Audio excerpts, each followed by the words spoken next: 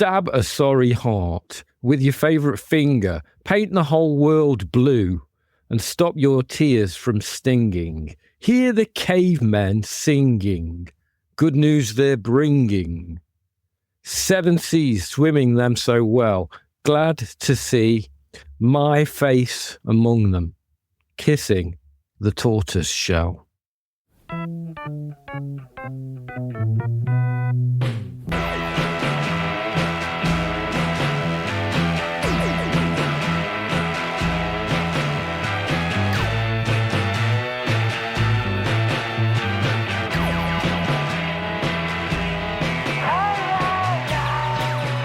It's time for this, our Johnny Domino. Hi, Steve. Hi there, Giles. How you doing? I'm all right. Welcome, one and all, to yet another episode of the This Our Johnny Domino podcast, wherein myself, Stephen, and my brother Giles talk about songs from our musical past, present, and future, and just talk about some stuff that arises when we're talking about the stuff. Yeah, so it's like basically a podcast of some olden guys talking about the before times. The olden days. The days before times, the before the internet. Before the darkness fell. Yeah, and that's us. But we play some songs that we did when we were children. Yes. And we play songs that other people did when they were children. You know, you might like it. It's the Johnny Domino podcast. Give it a chance. Nice lyrics. Echo and the Bunnymen. 7 Seas. Yeah, that was it. It's a good one. That was it. You know, I've been listening to my favourite Echo and the Bunnymen album and rediscovering it. Is it Songs to Learn and Sing? Or... Yes, it is. You know me so well. It's a great album. You can't, it's the best of, but it's a really good selection. It's a compilation, isn't it? I'm one of those not very cool people that his compilations are often my favourite albums by a band. Yeah. But yeah, Songs to Learn and Sing, 1985. I've been listening to it again and hearing it as if for the first time again, as a 16-year-old who's led quite a sheltered life.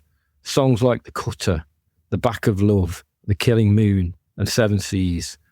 Driving bass, sweeping romantic songs, charismatic vocals, and poetic lyrics. Very good. It's been transporting me, man. That's nice when you can reconnect with something from your youth and it's still good. It really is. But as with all periods of music, looking back, we can see trends, can't we? And the movement of the tides. And, you know, like with every Echo and the Bunnymen or The Cure or U2, there are other bands trying to play that sound but not really getting it. And it led me to think of some people who were clearly fans of Echo and the Bunnymen who appeared to sort of like base their entire career on trying to play The Back of Love but not really managing it. And that was the band called the Mighty Lemon Drops. Do you remember them? I remember them. I think they were like slightly before I got into alternative music. Yeah. You know, there was like bands like the Wooden Tops as well. They were kind of just a little bit before. That's it. I started looking in that direction. I'm playing the older brother card here, aren't I? Go for it. No, go for it. Yeah, I heard Tell me, Elder. Tell me what. Well, I heard of these Mighty Lemon Drops. Ooh. They were a band from Wolverhampton. And I first heard them on John Peel. Songs like Happy Head and The Other Side of You, with its rhythmic, repetitive bass line, really appealed to me. Yeah. And kind of a big influence on what I tried to do really as a bass player, really. When I picked up the bass, I just wanted to just play that sort of like 4-note bass line over and over again kind of thing. Yeah, that kind of thing, right? I've been listening to them as well. Okay. Quite enjoying them. Not as much as Echo and the Bunnymen, I'm guessing. Not as much as Echo and the Bunnymen. Okay. But been looking into it. And you know, the Mighty Lemon Drops, they didn't last that long. But the original drummer of the Mighty Lemon Drops went on to play in another band. Do you know which band that was? I can guess because of what we've spoken about Well, before we started recording. Yes, Would that be right? Yes, but for the course of the podcast, you don't know. I don't know. His name was Martin Gilks, and he went on to join the Wonder Stuff. Yeah. Wow. He was apparently, allegedly sacked from the Mighty Lemon Drops for not wanting to cut his hair because they were quite a short-haired band.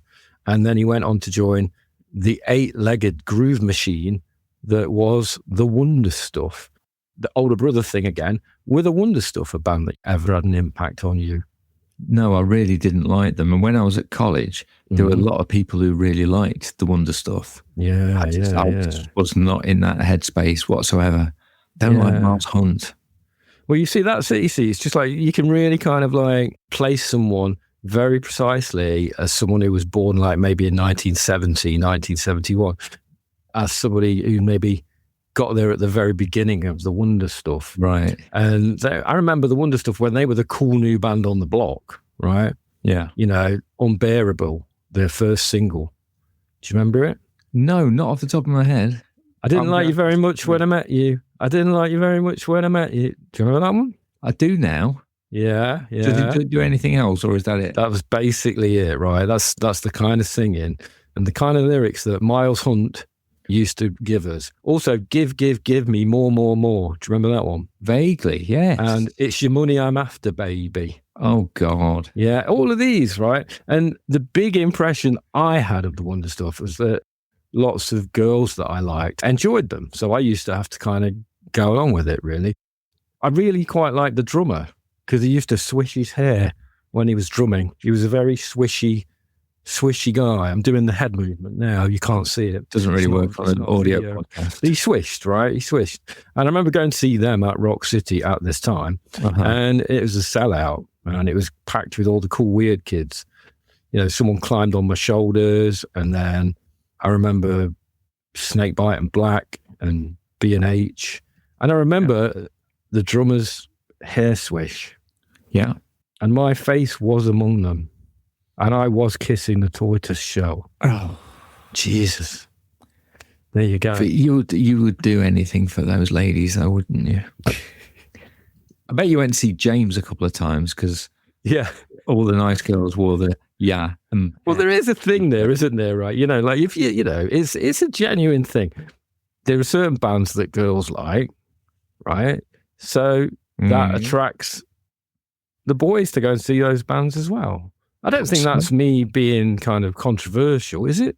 I don't think it's necessarily the Wonder Stuff were a girls' band. No, they were. But they weren't your type of band. They weren't. So you were going to those gigs with a very particular game in mind. Well, I like some, you know, I did at the time, you know, those first few singles, I could get into it.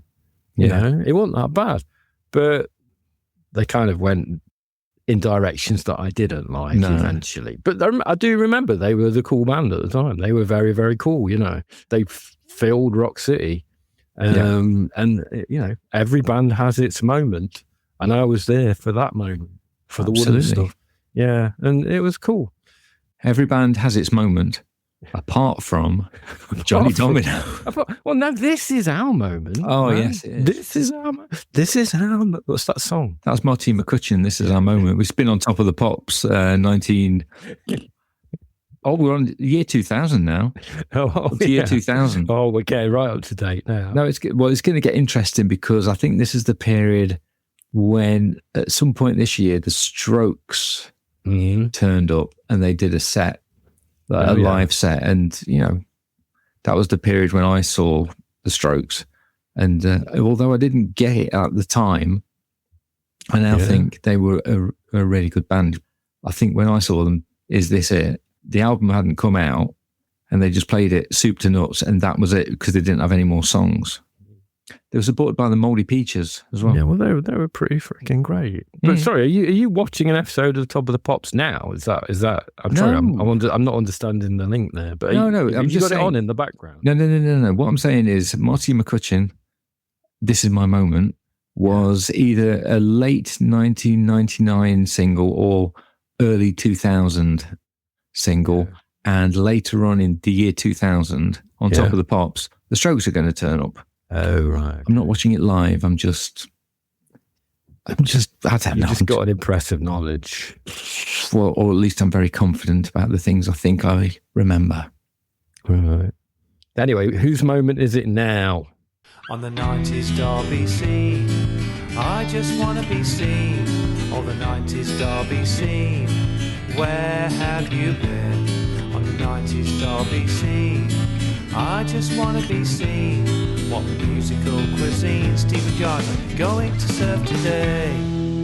And as the dulcet tones of Wilbraham fade into the background, we have another piece of cuisine. I believe it's a tangy starter. A tangy starter to this episode, and that is the band Selina Kyle. Did you ever see them, actually? They were a lot of fun. No, I've never seen them. We might have done a gig with them. That doesn't mean I saw them. No, yes. Well, I did, and one of the members of the band Selina Kyle is Holly, who is now my sister-in-law. So that's the incestuous nature of the Derby music scene, I suppose. Yeah. But I let her know earlier today that we were going to be talking about Selina Kyle, and she sent me some information about the band, which I think is great. I've got a voice note to play in a little bit because Holly is the queen of the voice note. But Holly met Anne-Marie, who we've heard on the podcast before because she played in Cato, and she also played in the earliest recordings of Stars on the Water. Oh, and she was drumming and playing the flute at the same time. Drumming and playing the flute at the same time. Yeah. So Holly met Anne-Marie at the Future Club on Babington Lane back when it was the Rock House. Yeah. Anne-Marie, as I said, she was already on the Derby music scene. She saw Holly as a bit of an entertainer and thought she'd be good in a band. And according to Holly, Anne-Marie said, why don't you just play the drums?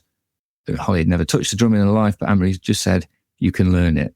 They did their first gig at the Friary. They probably played about 3 songs. And at this point, it was Anne-Marie on guitar and vocals, Holly on drums, and Matthew Bamford, who was in Laser Guided, who we talked about before. He was on guitar as well. So it was 2 guitarists, no bass, and Holly on drums. Eventually, they moved across and Holly stopped playing the drums and started singing. But when I saw them play a couple of times, they were very, very keen on the dress-up box, and they just looked like they were having so much fun.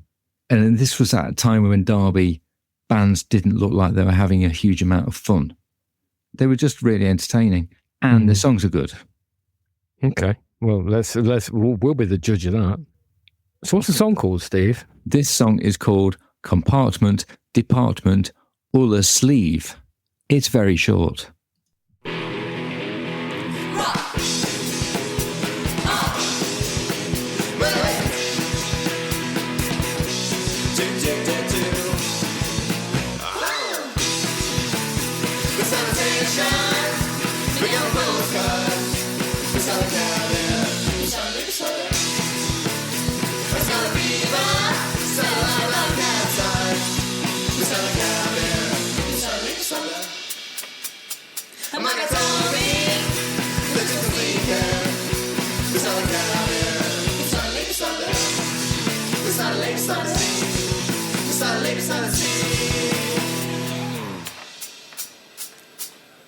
Was that okay? I think. Shall I play a little voice note from Holly, which she sent? She is the queen of the voice notes, but she is always doing something else while she's doing the voice notes. Yeah. This is a little bit rough. Memories. We used to practice at, I think the building's still there, opposite the Seven Stars. It's like an old, I don't even know what it is, but it was really gross. And me and Anne-Marie were just inspired by Cats, Chanel, and Sex and the City, I think, was a big inspiration. Don't know where that features in the songs. But Anne-Marie, she wrote all the lyrics. We just always just had a laugh, told stories, shared experiences, and honestly, it was just Anne-Marie wrote these mad lyrics. It wasn't about being deep, it was about just having fun. At that time in your life where you don't realise how you're living like your best years with no like commitments and just having a great time. Hugely inspired by Peaches at the time, the Breeders, always Pixies, and we just loved all the short, punky kind of, that was our energy at the time. We had a lot of energy then, Steve. I'd love to have that back. It'd be nice. But yeah, that's me on the drums with Matt and Anne-Marie. And we recorded that at the Hive with Twinkie. We did a joint record with them. Anyway, that's a million years ago. Back to my current life of being an adult. But yeah, for now, that's me. Over and out. Bye. Steve, Yes. tell us some more about seeing Selina Kyle live. The main time I remember seeing them, they played upstairs at Sasumi, which is where there were a series of gigs called Hunting for Teeth. We played at a couple of them. And they played at one of those. And those gigs were quite po-faced, not a huge amount of fun. And they were dressed in a very nautical theme.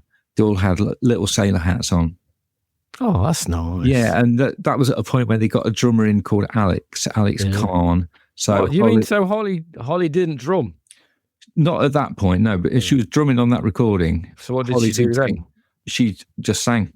She switched to singing. Right. Switched to singing all the time, but Holly is singing on that recording as well. Yeah, it's cool. It's got some energy. Yeah, they were a lot of fun. Yeah, nice. Mm. What do we know about Selina Kyle, the character from Batman? Are there any kind of parallels here? Selina Kyle, the character from Batman? Yes, Catwoman. Morally ambiguous. Yes, Does that sound like your sister-in-law? No. No, not at all. Good. Okay. Is she the enemy, but also the love interest? Selina Kyle is Possibly for some people. Yeah. She also knows the secret identity of Batman. Now, does she? Are you talking canon here? Does she actually know who's who? I mean, which canon are you talking about? I don't know the canon on Wikipedia that I'm looking at the moment. Oh, right. Okay. Okay. Well, is that strictly canon? That canon. I don't really care. I'm really not that into Batman, but I'm just trying to sort of take some interesting nuggets. Well, in the Christopher Nolan films, at the end of it, Batman goes off with Selina Kyle. So she knows who he is. Yeah. So she learns it within those Dark Knight films. Yeah. She understands what a troubled individual he is. Yeah, but she doesn't on the 1960s Batman, which is still playing out on Talking Pictures TV as we speak. She doesn't know that he is Bruce Wayne. You know what I mean? You're a big fan of Talking Pictures TV, aren't you? Yeah, well, especially because I discovered recently on a Saturday morning, there's a runaround with Mike Reed. We should get sponsored. We should get adverts for Talking Pictures TV on the. I think there would be a lot of crossover with our audience. You know what I mean? Yeah. Well, the great thing about Talking Pictures TV is run by a man, and I think it's his granddaughter from a shed. Yeah. Right. So they just get DVDs of things that aren't under copyright and stick them on the telly. Yeah. And they organise weird weekends for people. Yeah, the word weird is definitely strange weekends for people to just sit in. Debbie McGee appears at them. Yeah, as do various other the Grumbleweeds and you know what I mean. I'm assuming so. Mike Reed's on it as well. Yeah, but Mike Reed of Saturday Superstore and Reed. No, not that Mike Reed. I was talking about Mike Reed from Radio 1. The other Mike Reed. The other Mike Reed, the one who banned Relax. Oh, we did a Mike Reed confusion. I bet that's not happened for a while. Well, I bet it hasn't, no.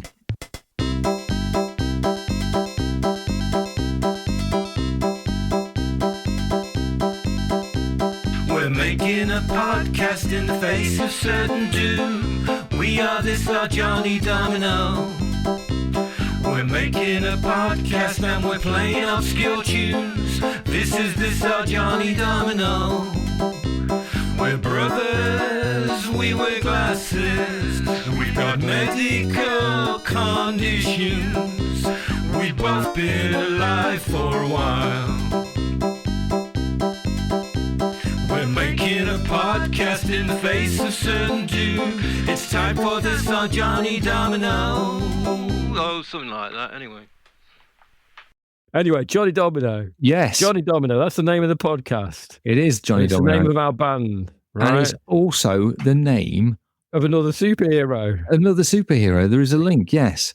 Nightman, John, inverted commas, Johnny Domino, is a superhero who exists in the I'm clearly reading this, who exists in the Ultraverse line of comics and possesses the super ability to hear the evil thoughts of those people around him. His real name is Johnny Domino, and he is a talented San Francisco saxophonist. A talented saxophonist by day. Yes. Superhero by night. It's by night. What kind of work does he get as a saxophonist by day? That's a very good point. Strange. I don't understand that. Anyway, yeah, let's have a listen to the thing about it. Let's listen to the intro. Johnny Domino was one of San Francisco's hottest young jazz musicians. But fate and a cosmic event were about to change his life forever. What the doctors told him seemed impossible. John, your brain has managed to acquire the capacity to pick up certain frequencies like a radio. But Doc, I'm all hearing bad stuff. Yes, exactly. You're tuned to the frequency of evil. Who said you?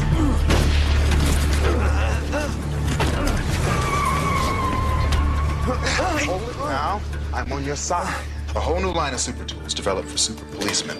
A belt, which enables him to overcome gravity. Fabrics, which are virtually bulletproof. A stealth mode, which makes him seem to disappear. A holographic display, which makes him appear to be where he ain't. Yeah, Nightman is the name of the superhero character. Yeah. The character of Nightman appeared as a civilian in June of 1993 and became a superhero in Nightman #1 in October 1993. Now, the first recordings we did as Johnny Domino were in August of 1993. Yeah. That's what you're saying. I don't know if I'd actually was aware of this comic strip character. Maybe it was just in the ether. Maybe it was.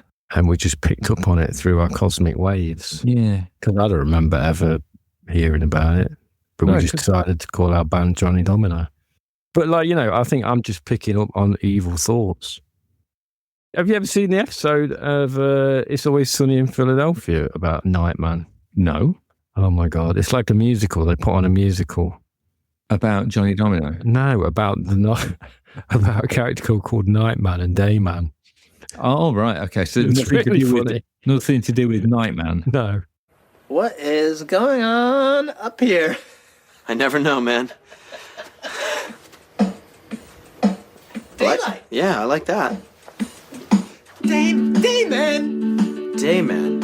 Fighter of the night, man. Champion of the sun. You're a master of karate And friendship for everyone. A dayman, that's it. Dayman. Fighter of the night, man.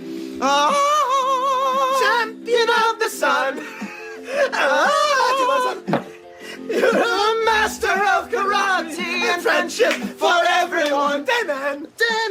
Nice, we'll get the Fighter of the night, man. Wow, there's loads of Nightmen, Johnny Domino crossover. There's lots of things going on. Anyway, this is getting very rambly. Let's have an advert.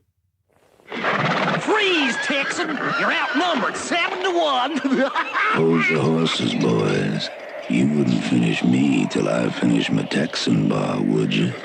Bite through the milk chocolate and chew real slow.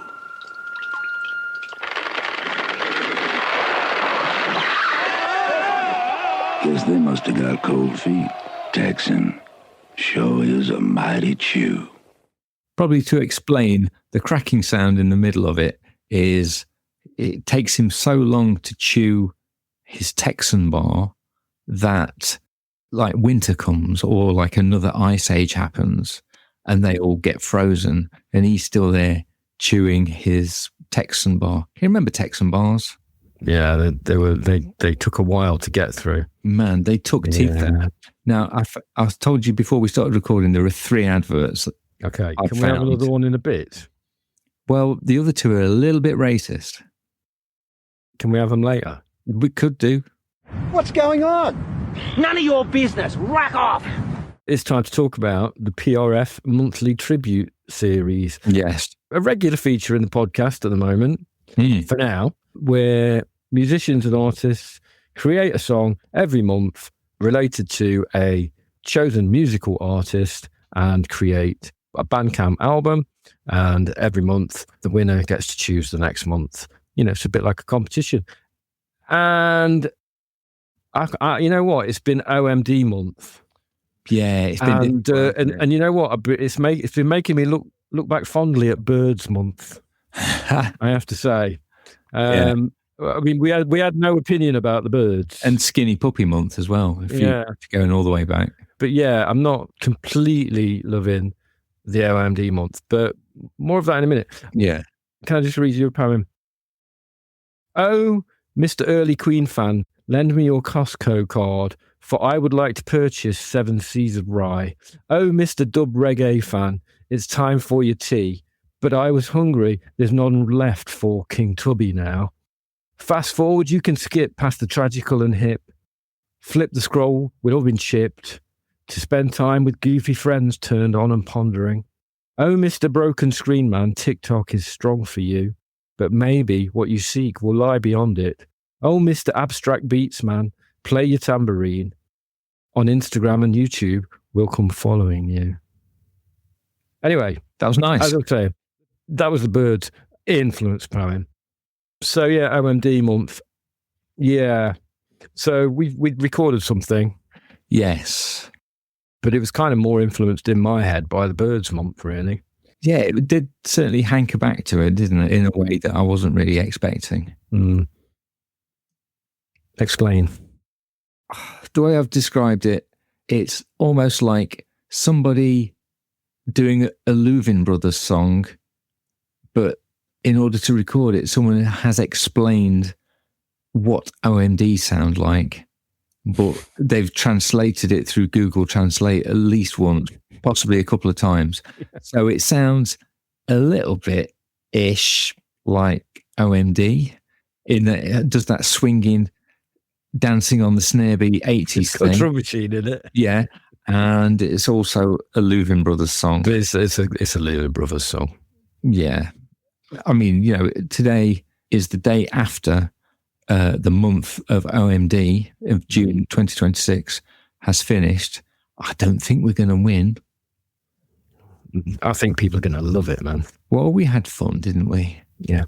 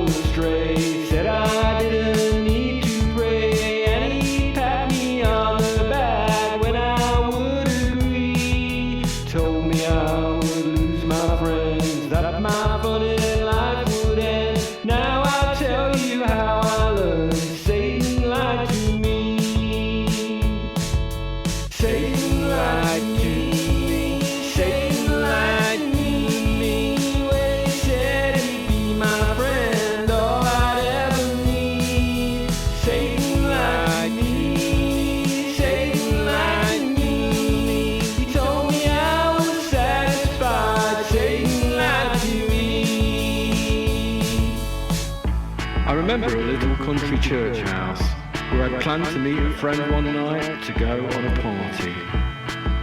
I got there early, and when it started to rain, I decided to wait inside. The service had started, and when they would sing, pray, or preach, Satan kept saying how this is no place for you, and the things they are saying are not true. Just when I was about to leave, the invitation was given, as the preacher raised his hands and asked us all to stand and sing. And then, I don't know where I fell, and I don't know how long I prayed. But when God raised me from that little beach, I knew that Satan had lied to me. Satan lied to me, Satan lied to me, when he said he'd be my friend, all I'd ever need. Satan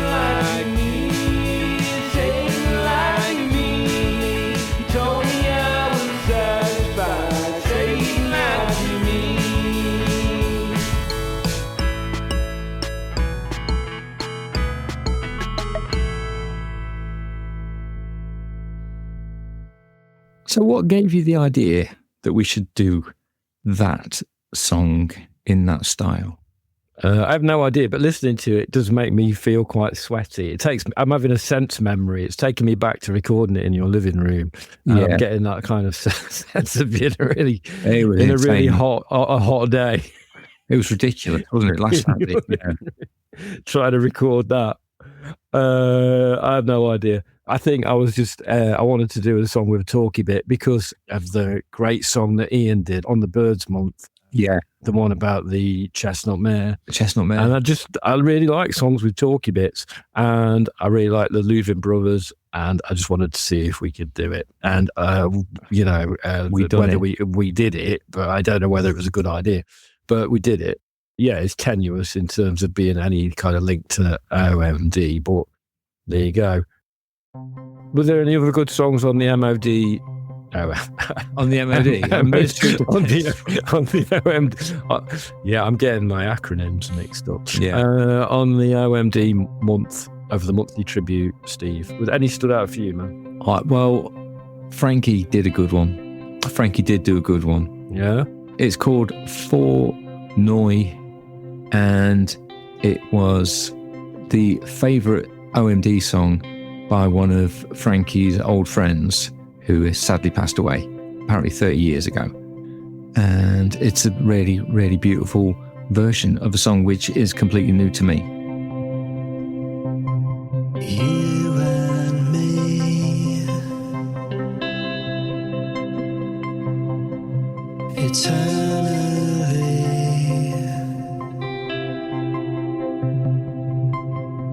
You and me,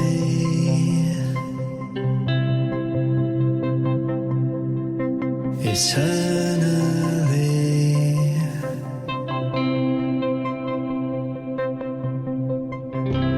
We shall be all alone together.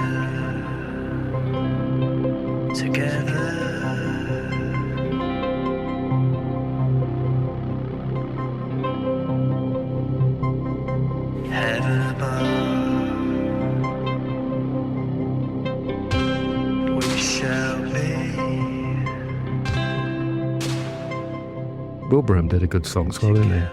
Yes. He did a little bit of an interesting little mix up in there. A little bit of a tweak. Yeah. That I quite enjoyed. I'd rather tell you that I've burned them all, but you never said that you're as less alive. I kept them anyway.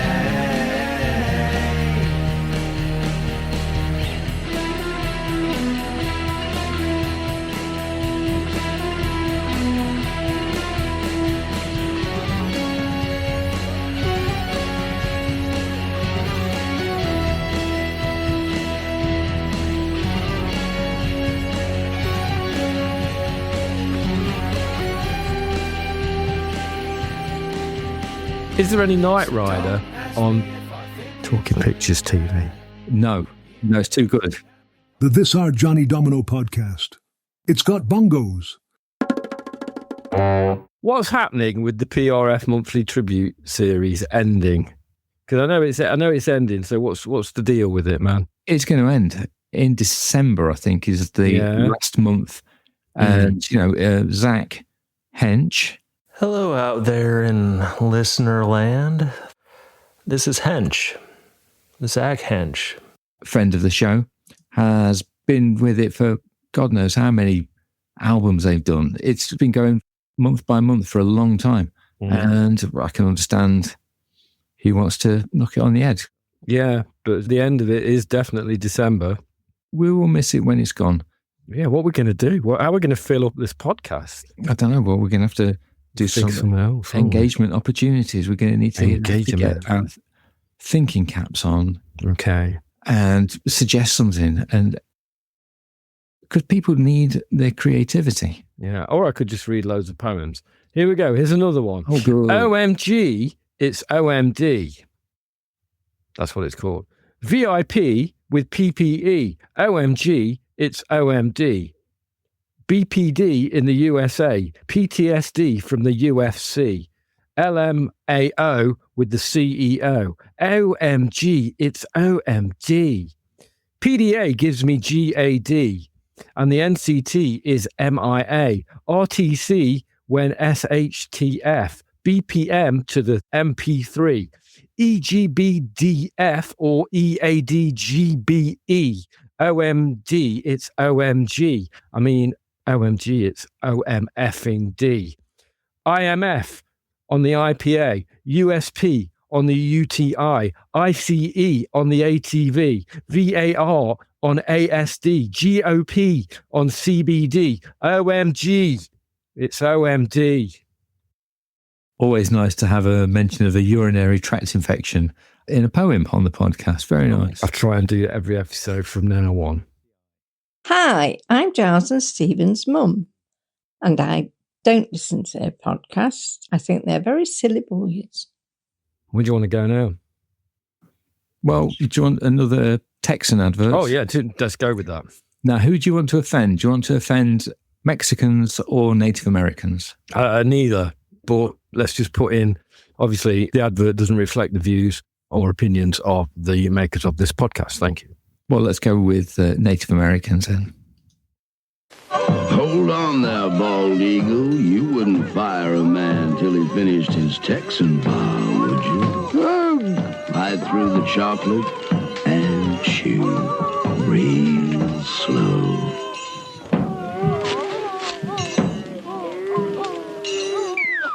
Someone should have told him a Texan takes time a-chewing. Texan sure is a mighty chew. I don't remember Texan bars being particularly enjoyable. No, they were like a workout for your jaw, weren't they? They were so thick. Yeah, it was not something that you could suck the chocolate off, I suppose. All you of Earth are idiots. You just hold on, Buster. How long have we been doing this podcast, man? It's episode 63. How many years? 3 years. Yeah, so it's changing, it's developing. We're changing, we're developing. Our lives are changing. Speak for yourself. We're growing. We're getting older. People around us are getting older. Time's moving on. Times are changing. The times they are changing. I believe as we continue and the podcast develops, maybe a kind of a feature might be, we do talk about our children quite a lot, don't we? Yes, the music of our children. Yeah, the music of our children. We're going to listen to something that was recorded by my oldest son, Nate, in his band Mad Brando. And, I think it's kind of good. I quite like it. I mean, I know proud father and all that. I know, I get it. But it's our fucking podcast. We can play what we like. And I think you might like this. I don't know. You might like this. It's kind of weird. Maybe we should have played it without saying who this band were. We could have done. But I've already said it now. No, I know. If only there was some way I could change it. Okay. Right. Do you think we should do that? Nah, I don't think so. All right. Okay. So yeah, Mad Brando. Don't know where the name's from. He's in Manchester at the moment. Yeah. This is his band in Manchester. And they've done a few gigs. I went to see them once. I thought they were pretty darn impressive. Yeah. I don't think they've got any major plans to take over the world. They're just a bunch of mates, really, just sort of like playing along, done a bit of recording, But it does make me feel quite proud listening to it, that he's doing something so kind of off the wall, really. Yeah.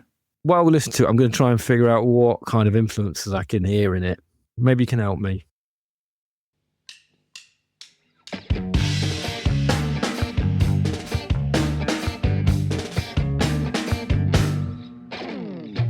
I'm aware of the subtextual layers in which you move. You desire the Oedipus Rex, but you'll settle for cheap sex and a holiday mood.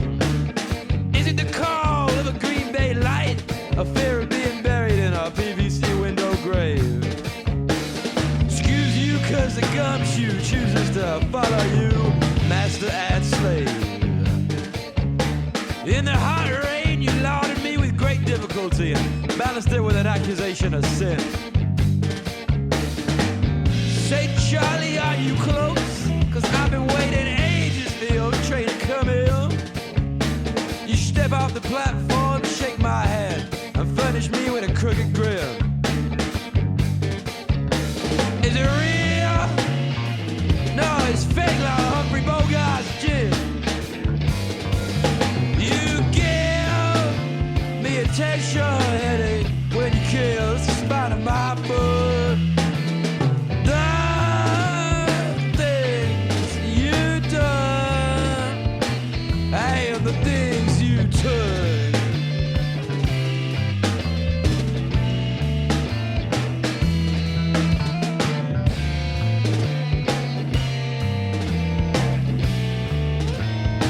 Hey, on the things you took.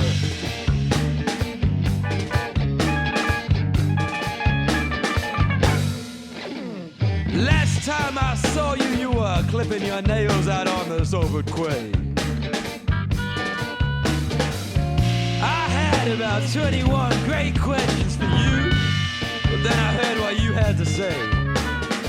When you opened up that can of worms, the buggers, they slithered up and bit me.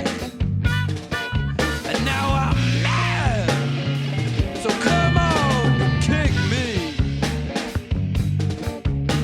The stench of the skunk and the funk, the gutty gunk and the blues floats around your neck like a putrid perfume. Every single fiber of my being wants to find out the truth. But in this world, the truth just has no use. You give me attention headache when you kiss the spine of my butt. The things you done and the things you took. You give me attention headache when you kiss the spine of my butt.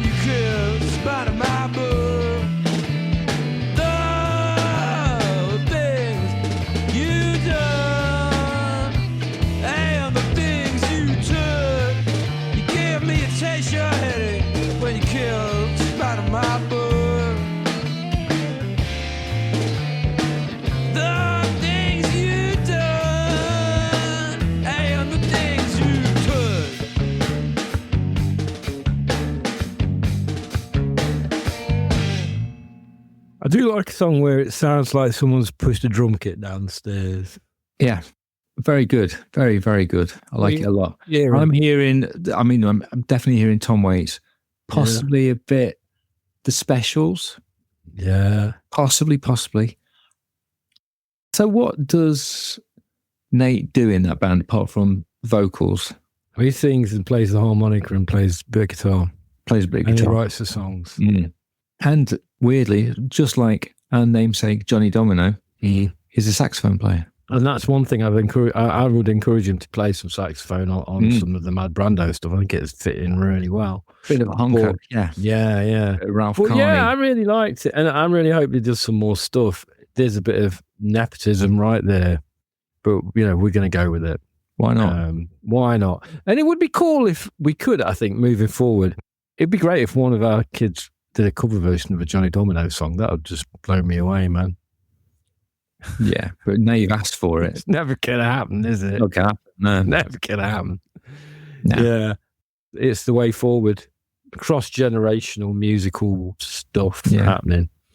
It is weird that our children are so keen on trying music as a way to, express themselves and potentially make a bit of money, considering how poorly it went for us. Yeah, I know. Let's upset some people with another Texan advert. Yeah, go on. This is the one that offends Mexican people. Just to set it up, he is in a firing squad. Okay. A last request, gringo. Guess I'll finish this here chewy Texan bar. Por favor. Bite through the chocolate and chew real slow. Everybody knows a Texan takes time to chew. Could you boys come back next week? Texan sure is a mighty chew. You know what? I'm enjoying the Texan advert, Steve.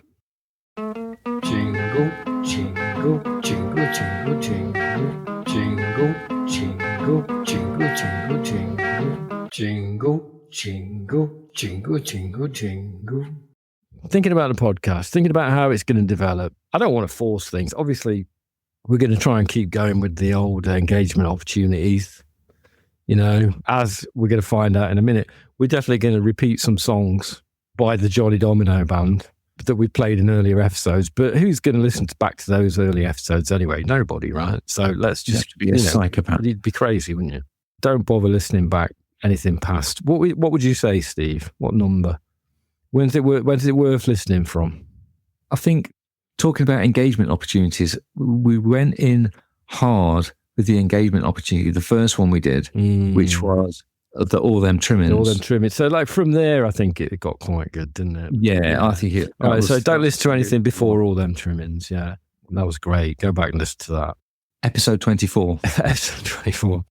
The name of the podcast is This Are Johnny Domino, and we're going to play a Johnny Domino song now. And it's not the theme tune to Nightman. It's a song called No Lizard King.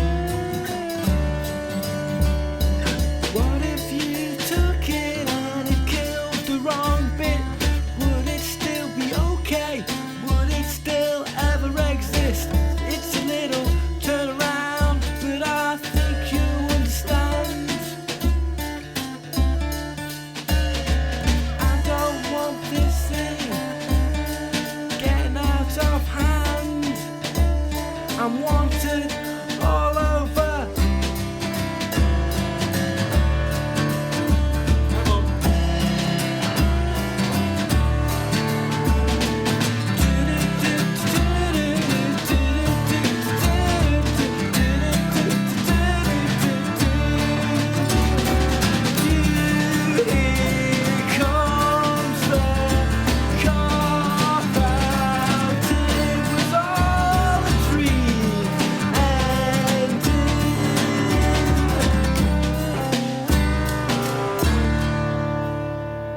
The hot sound of acoustic punk from Ilkeston, Derbyshire, East Midlands, England, the UK in 1994 or something. Yeah, that was Johnny Domino from the confusingly named The Very Best of This Are Johnny Domino Volume 1, which is available on all streaming services. So yeah, that one came to mind. Yeah. As a song that I wanted to listen to.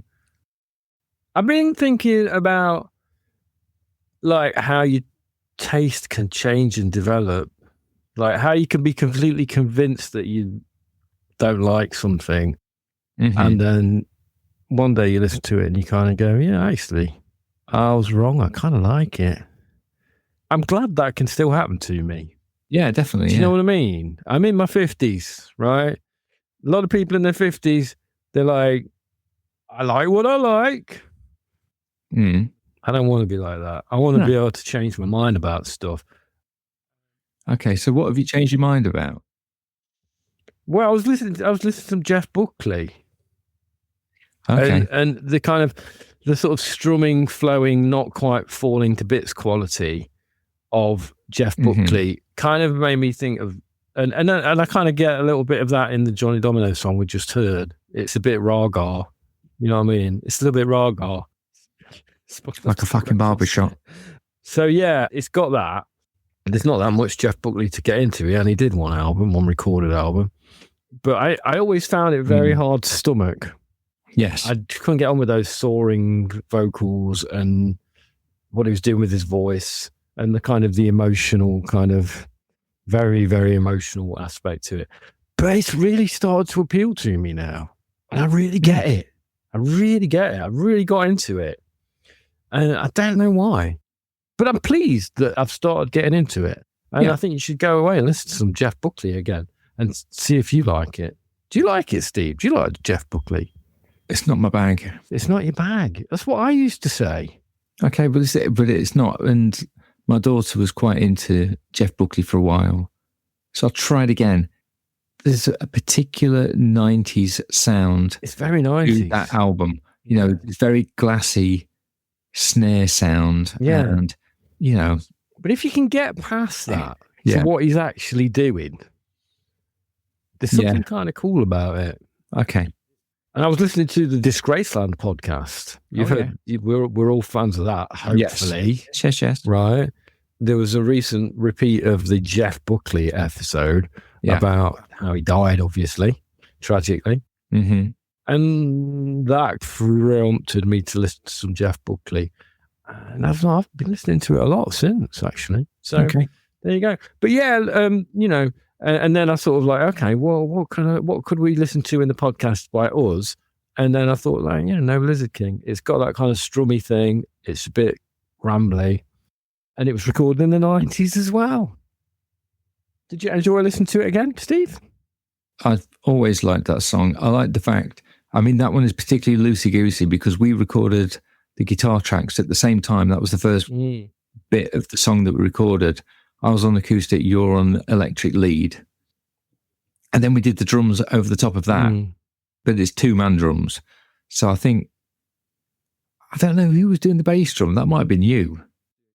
Probably. I was doing the cymbals and the snare. So that's I like really the drums weird on way of doing it. it. Yeah. I like the drums on it. It sounds cool. It's that brotherly thing where we each know ish what the other one is going to do. It's like the sound of a different time, though, man. That is. It's like I can't imagine what kind of human being would make that. I wouldn't be able to do that now. Do you know what I mean? But it's cool listening back to it. Yeah. I always like the fact that the lyrics are slightly about Jim Morrison as well. Yeah. Coming back. Yeah, and, it's a bit tongue-in-cheek. Yeah. You know. Is that still one of your favourite musical biopics? Well, the Doors film. The Doors film. You used to bloody love that film. Yeah, I don't know. It's been a long time since I've seen it, man. I don't know. I'm not going to go out on a limb and say I like that as a film until I watch it again. Okay. I went to a gig recently. I went to see the singer Celeste at Kentish Town Forum in London Town. Oh, man, it was an interesting gig. Let me tell you about it.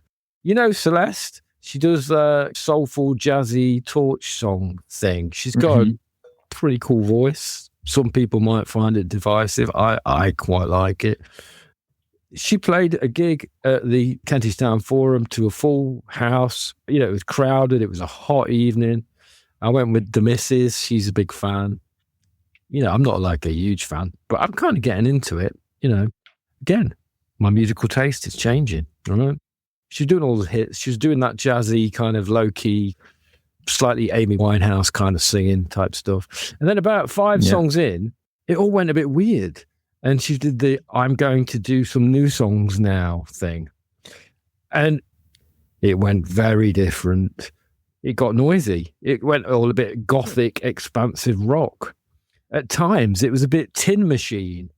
At other times, it was a bit Radiohead. She was well into it. You know, she was rocking out, and she took the crowd with her and the band. You know, it was the reception was good. That's what I want to say. Yes. But what was interesting, it was good to see an actual artist doing what they want to do and following their muse and experimenting in front of a large crowd. Do you know, she was actually just doing what the fuck she wanted. It was cool. I can't remember the last time I've seen that. You know, most live performances these days, it's people delivering what the crowd want, isn't it? But she didn't. She just did her thing. You know, cards on the table. I didn't love the new stuff, but I was quite glad that she did it. And I was even gladder when she finished the new stuff and went back to the lovely jazzy soulful torch songs. But I do know that I feel a lot of respect for her. And I think it was a remarkable thing to see. It was a remarkable gig. Good. So go and see Celeste if you get a chance. It blew my mind, man. Tell you what else blew my mind.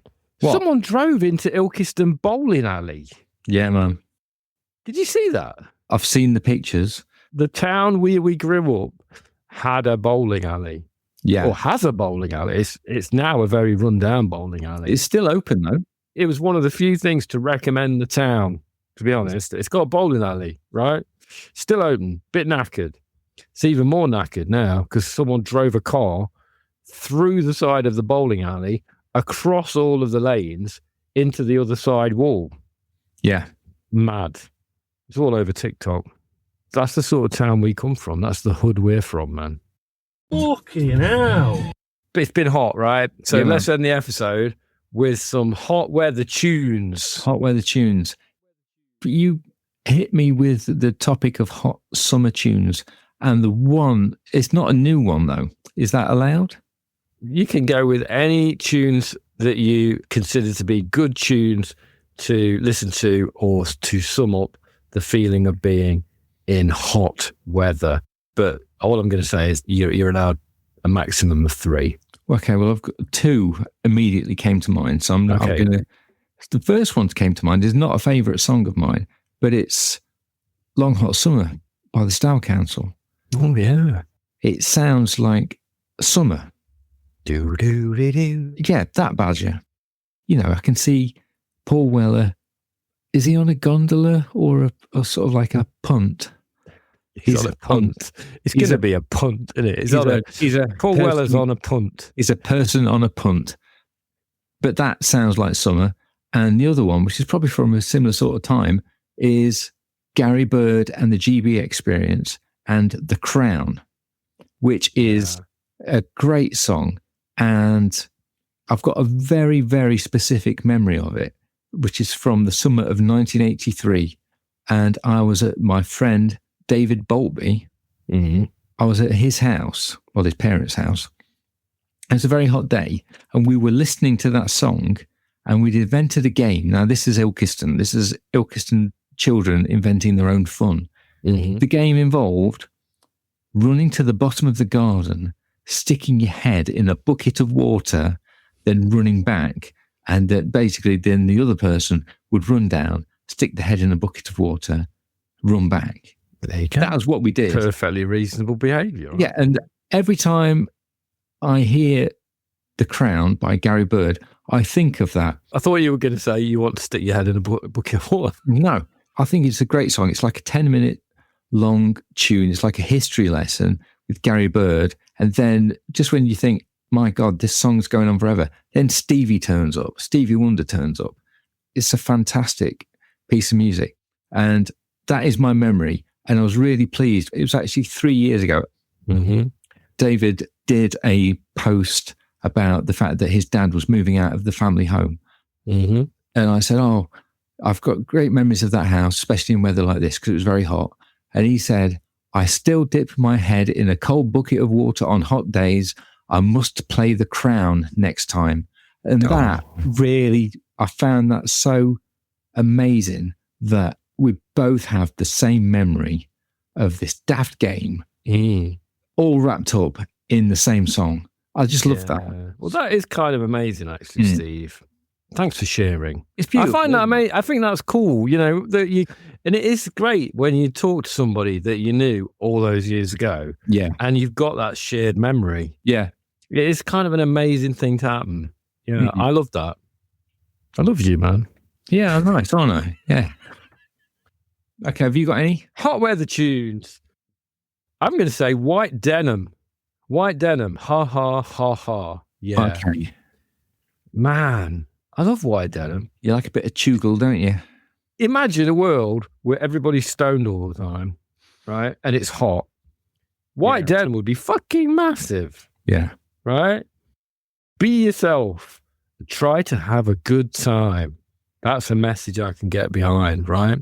And the other classic hot weather in the city song that I always listen to at least 3 times a year when it gets to this time of year and it's fucking hot and I have to drive around is Sonic Youth Hyperstation from the often mentioned Daydream Nation album. That's a good one. Hyperstation.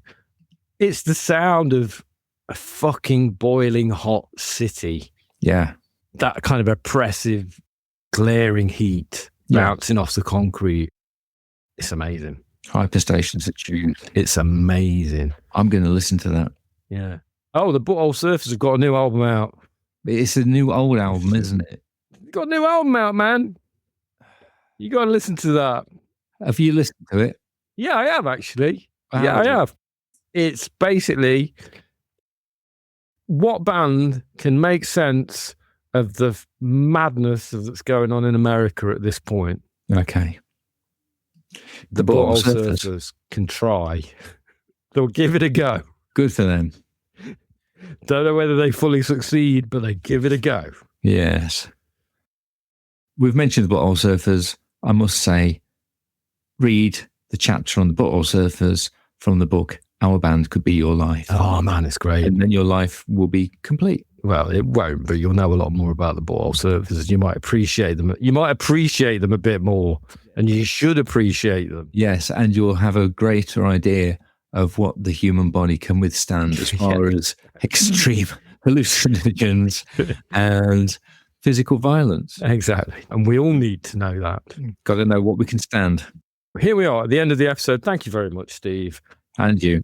Please tell your friends, tell people that might like this kind of thing to listen to this podcast, because word of mouth is the only thing that really is the only way that this can grow. Absolutely. Please leave a review on something. That would be great as well. Got to be one call to action. One call to action. Please leave a review. No, the one call to action is tell a friend. Tell a friend and leave a review. That's 2 calls to action. 2. All right. Yeah. And that's it. That's all. And send us some cake. 3 calls to action. I don't want cake. How's the cake going to get to us? I don't know. Not cake. All right, not cake then. It's the wrong. What can they send us? I don't know. Something cold. Something cold. Send us something cold. Right. Speak to you soon. Love you. Bye bye.